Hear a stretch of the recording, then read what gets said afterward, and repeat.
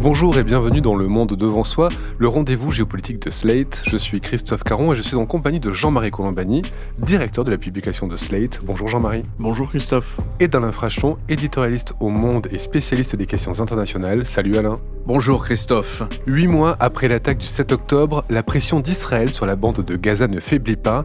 Les frappes continuent sans relâche sur l'enclave et Tsahal a lancé une opération à Jenin en Cisjordanie. Lundi 20 mai, le procureur de la Cour pénale internationale, Karim Khan, a réclamé des mandats d'arrêt contre le Premier ministre israélien Benjamin Netanyahou, son ministre de la Défense Yoav Gallant, ainsi que contre 3 hauts dirigeants du Hamas, provoquant ainsi la colère de Jérusalem, mais aussi celle de Washington. Et ce mercredi 22 mai, 3 États européens, l'Espagne, l'Irlande et la Norvège, ont annoncé reconnaître officiellement l'État de Palestine, portant à 146 le nombre de pays membres de l'ONU qui reconnaissent donc la Palestine. Et la France dans tout ça, Paris n'a pas suivi Madrid, Dublin et Oslo, mais soutient l'initiative de la CPI. Israël se retrouve ainsi de plus en plus isolé et on peut se demander combien de temps l'allié américain sera à ses côtés, tant ce soutien coûte cher sur le plan intérieur à Joe Biden. Enfin, un autre événement a marqué l'actualité dans la région, c'est la mort du président iranien Ebrahim Raïssi et de son ministre des Affaires étrangères dans un accident d'hélicoptère survenu dimanche 21 mai. Une disparition accidentelle mais qui va provoquer de nouvelles élections à Téhéran le 28 juin prochain. Mais commençons d'abord, Alain et Jean-Marie, si vous voulez bien, par cette initiative de Karim Khan. Est-ce que ça vous a surpris et est-ce que ça peut avoir une portée dans le conflit actuel ? Surpris, oui, sûrement, parce qu'on ne s'y attendait pas. Parce qu'en règle générale, c'est vrai qu'Israël est relativement épargné par les sanctions ou même les résolutions, quand elles sont votées contre Israël, elles ne sont pas appliquées, ce qui fait partie du contentieux, etc. Moi, ce que j'ai regretté, c'est la première déclaration française d'adhésion à la décision, non pas décision d'ailleurs de la Cour, mais requête du procureur qui se tourne vers un collège de juges, et c'est ce collège de juges de la Cour pénale internationale qui décidera si on fait droit à cette requête ou non. Donc on n'est pas encore au moment où Netanyahou serait impliqué. Mais la France a aussitôt enregistré la décision en l'état de la Cour pénale internationale. Il eût mieux valu au préalable bien expliquer qu'on ne confond pas le Hamas, mouvement terroriste, religieux, extrémiste, avec l'État d'Israël, qui est une démocratie.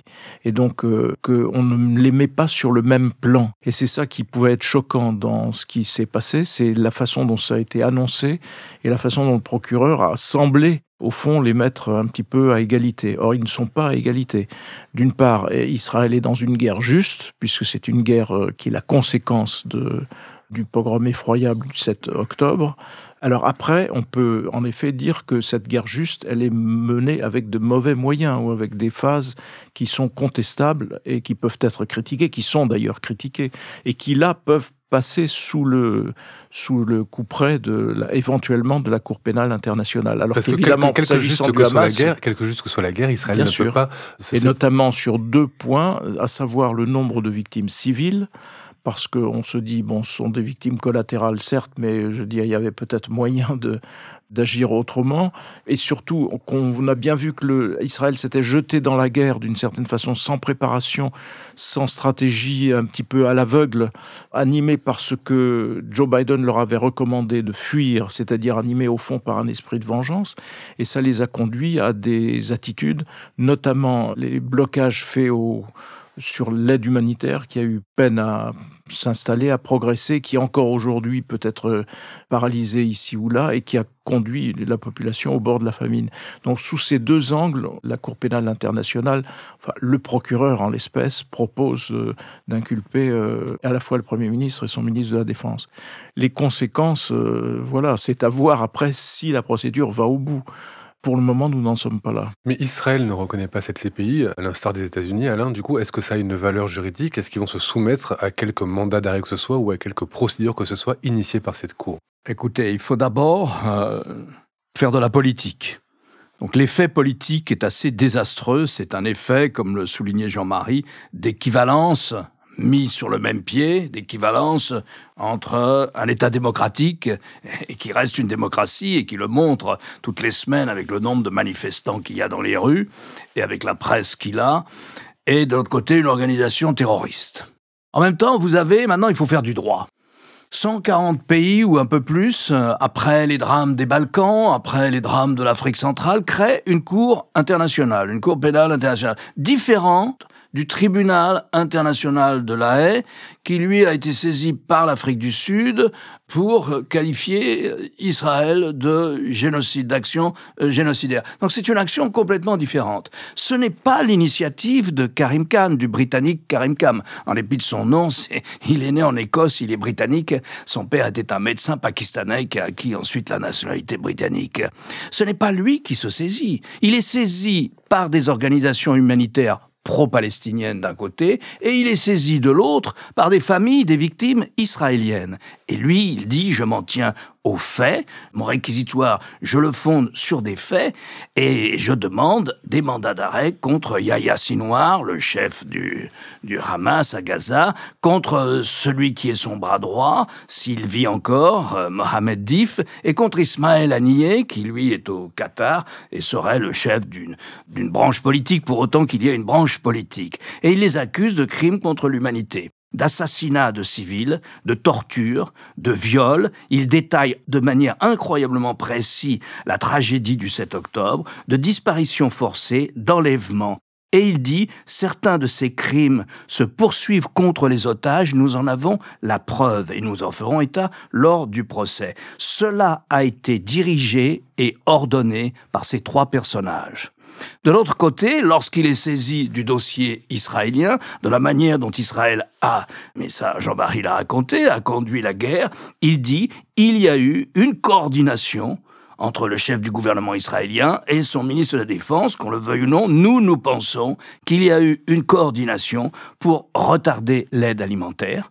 Principalement, c'est son premier grief, et ça, c'est un crime de guerre, pour avoir déclaré leur intention d'empêcher que l'eau, l'aide alimentaire et l'aide médicale entrent dans la bande de Gaza, puisqu'ils ont déclaré un état de siège total, et ça c'est contraire au droit de la guerre, c'est aussi quelque chose de criminel au regard du droit de la guerre, et donc sur cette base, il considère aussi qu'il y a eu un ciblage de la population civile. Les Américains n'étaient pas loin de dire la même chose lorsqu'ils ont parlé de bombardements totalement indiscriminés.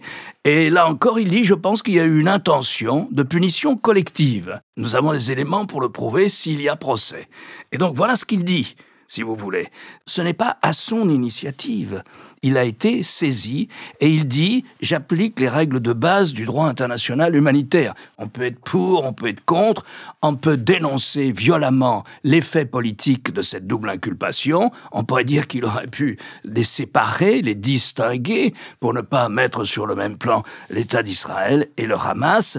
Mais en droit, il faut en revenir et s'en tenir aux faits. Et je pense que si les États-Unis, comme le demande la Chambre des représentants, prennent des sanctions contre une cour dont ils n'ont pas signé non plus le statut, ils n'en sont pas membres, je vais répondre à votre question, je pense que l'effet sera désastreux dans l'ensemble du Sud global, pour l'ensemble du monde occidental, puisque cette cour, elle a été créée très largement à notre initiative.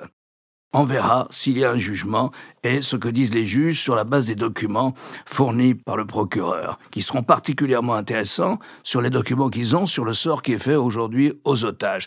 S'il y a condamnation, c'est embêtant parce que tous les pays qui sont signataires, et il y en a je crois 140 ou 143, qui ont signé cette cour créée en 1998 à Rome, donc il y a un statut qu'on appelle le statut de Rome, eh ben, vous êtes censés arrêter une des 5 personnes qui est condamnée. Alors bon, des voyages en Europe de Sinwar, de Mohamed Dif et d'Ismaël Haniyeh, il n'y en aura pas beaucoup, mais en revanche, de personnalités israéliennes, oui, bien sûr. Oui, comme il y aurait pu y avoir un voyage de Poutine. Alors d'ailleurs, voilà, Poutine, c'est ça, lui ne peut pas aller non plus. Aussi, on est censé l'arrêter s'il vient en France. C'est la même cour qui a condamné Poutine pour enlèvement d'enfants.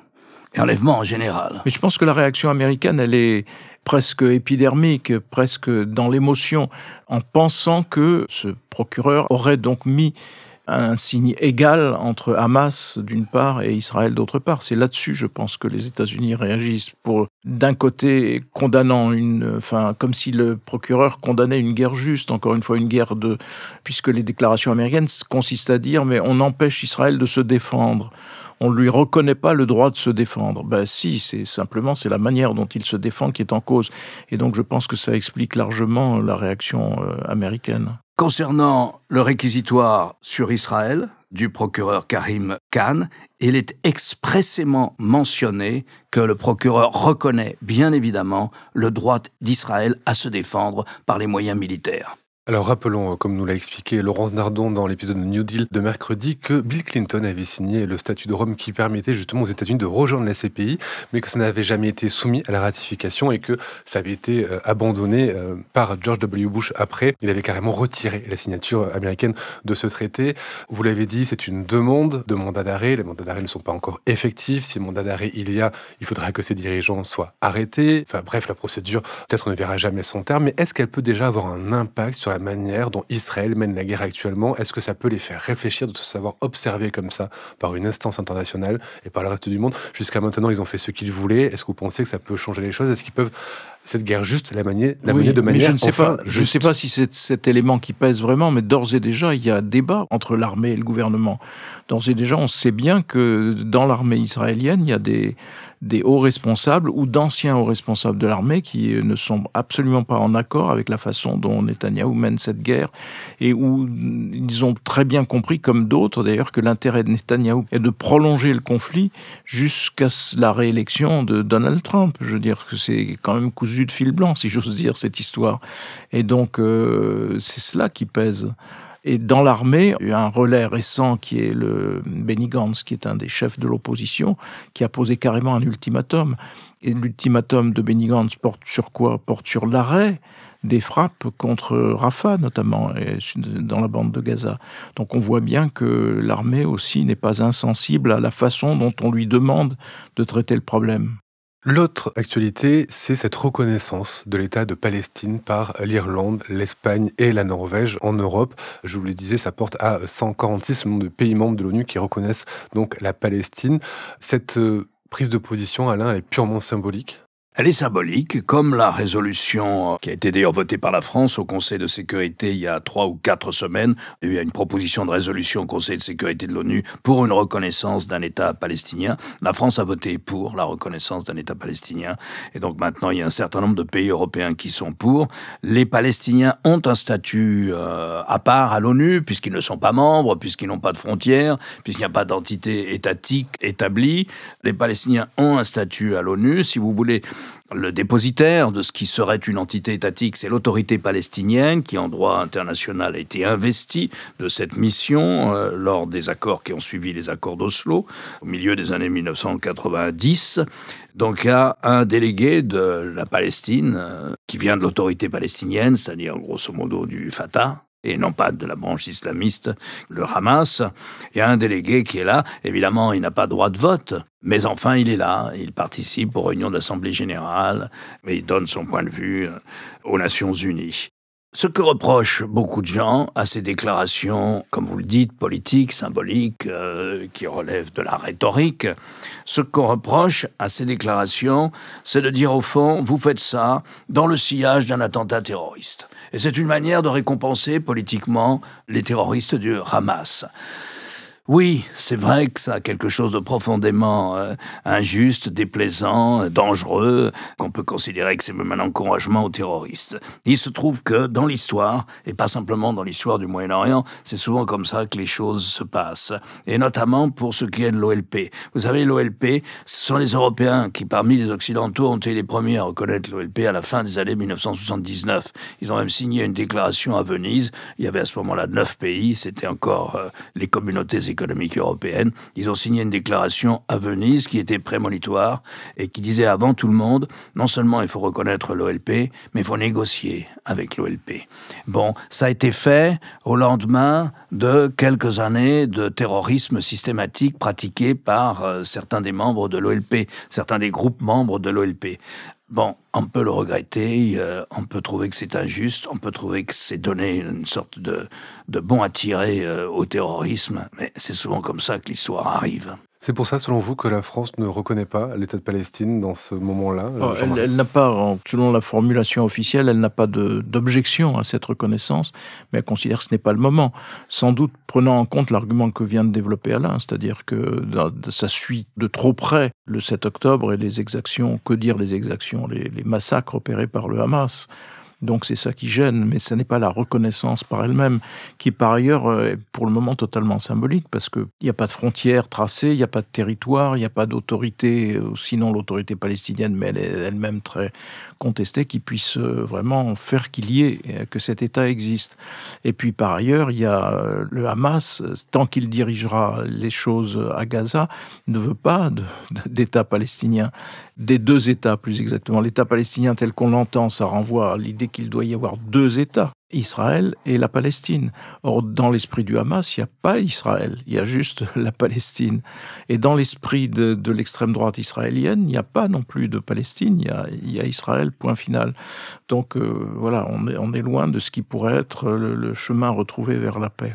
On peut avancer aussi un autre argument dans l'autre sens, qui est de dire, dans la mesure où c'est le Fatah, c'est-à-dire l'autre branche du mouvement national palestinien, la création de cet État palestinien, symbolique, rhétorique, tout ce que vous voulez, elle conforte le Fatah, elle conforte l'autorité palestinienne, au moment où il faut la conforter pour qu'il y ait un interlocuteur digne de ce nom dans des négociations de paix. Et d'une certaine manière, ce serait infliger une défaite, pour reprendre ce que disait Jean-Marie, ce serait infliger une défaite au Hamas, qui est contre deux États, qui veut l'éradication, la liquidation de l'État d'Israël.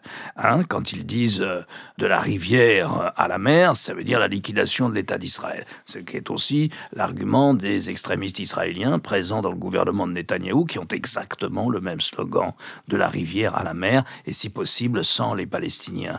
Donc on pourrait dire que, à rebours de l'argument qui consiste à dire oui, mais vous faites une faveur au Hamas en déclarant ça maintenant, oui et non, vous renforcez aussi l'autorité palestinienne, parce qu'elle est le dépositaire de ce genre de déclaration. Dimanche dernier, le président iranien Ebrahim Raïssi et son ministre des Affaires étrangères est mort dans un accident d'hélicoptère. Je le disais en introduction. On se souvient des oppositions qu'il y a eu entre Israël et Iran il y a quelques semaines.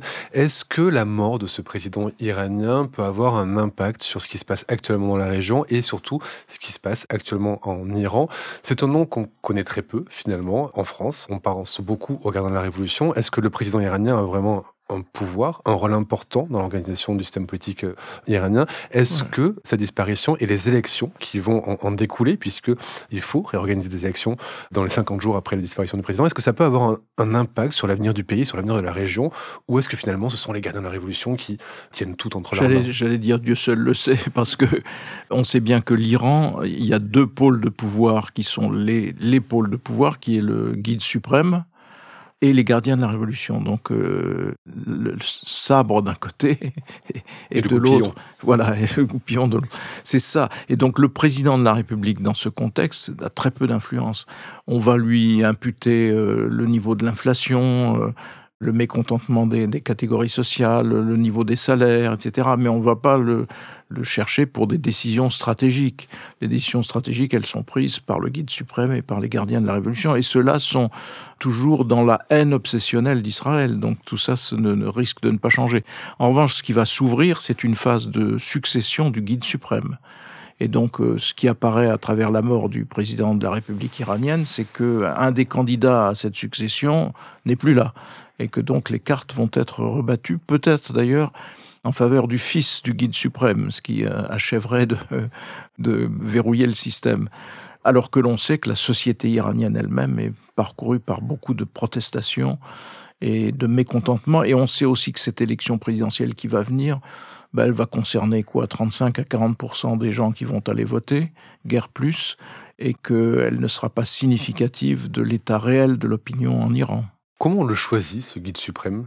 Il y a une assemblée des experts Assemblée des experts, pas très nombreuses, 90, je crois. Ils sont 90, qui décident du choix du guide suprême.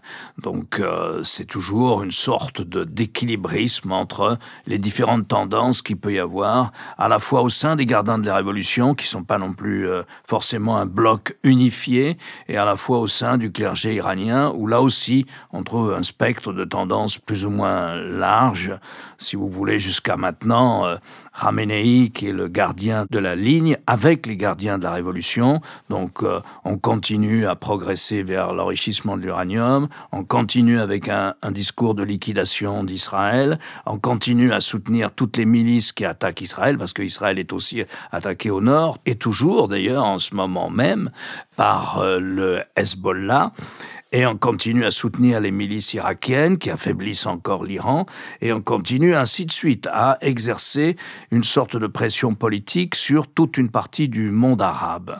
Donc ça, c'est la ligne, c'est l'accord entre eux, c'est l'accord entre toutes ces tendances. Raisi ne comptait pas là-dessus. Raisi a une carrière de bourreau. Il est le responsable de l'exécution de milliers de personnes, je dis bien de milliers de personnes. Il a commencé en bourreau, il a gravi les échelons en bourreau, et il obéissait strictement, comme le disait Jean-Marie, il obéissait strictement à la hiérarchie telle qu'elle est dans le système iranien. Il faut ajouter que le système iranien, aussi conflictuel soit-il et dangereux soit-il, à la fois pour Israël et pour le monde arabe, est aussi un exercice de prudence. C'est-à-dire qu'on va répliquer directement contre Israël, ce qu'ils ont fait, donc au début du mois d'avril, après qu'Israël ait envoyé un missile sur le consulat de la République islamique d'Iran en Syrie.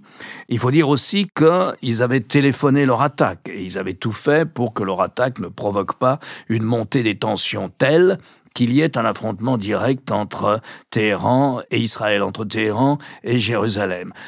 C'est vous dire aussi toute la dangerosité du Proche-Orient d'aujourd'hui. On ne sait pas qui succédera au guide. Je pense que c'est pas très important de savoir qui succédera à Raisi, encore que ça pourrait être quelqu'un de plus réformateur que lui, que Raisi. Cela dit, on se souvient de Ratami en 97 qui avait été libéral. Il y a eu une parenthèse libérale, Rouhani. Aussi, et Ratami aussi, les deux, mais ils ont été écrasés. Qui ont été marginalisés. Grâce notamment à Donald Trump, qui en se retirant de l'accord de contrôle international du nucléaire iranien, signé en 2015, le 14 juillet 2015, Trump a du coup porté un tort terrible à tous, je mets ça entre guillemets, à tout ce qui pouvait être qualifié de réformateur dans le système compliqué de la République islamique. Ils ont été laminés très largement grâce aussi à Donald Trump. Donc voilà, c'est toute la dangerosité du Moyen-Orient d'aujourd'hui. Il n'y a pas d'accord de sécurité, il n'y a pas de structure sécuritaire, et toute une partie de la région est en voie de paupérisation absolue, alors que c'est une région riche. Mais si vous prenez l'Égypte, l'Irak, la Syrie, l'Iran, donc au moins pour 3 de ces pays qui sont assez largement sous le contrôle de Téhéran, ils sont en voie de prolétarisation ou de clochardisation très avancée. Donc tout ça fait que le Moyen-Orient est plus instable, plus fragile et plus dangereux que jamais. Merci Alain, merci Jean-Marie. Alain, votre chronique chaque jeudi dans Le Monde et sur lemonde.fr. Cette semaine, vous revenez sur le couple sino-russe. Exactement, pour dire qu'il est très solide et que nous avons en face de nous une Chine qui, en Europe, sur le plan militaire, nous est assez largement hostile. Jean-Marie, quant à vous, je rappelle votre émission politique le jeudi aussi sur France 24. Merci messieurs et à la semaine prochaine. Merci Christophe. Merci Christophe.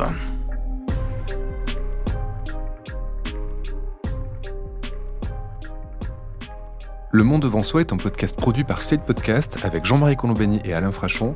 Direction, production éditoriale, présentation Christophe Caron. Montage et réalisation Aurélie Rodriguez.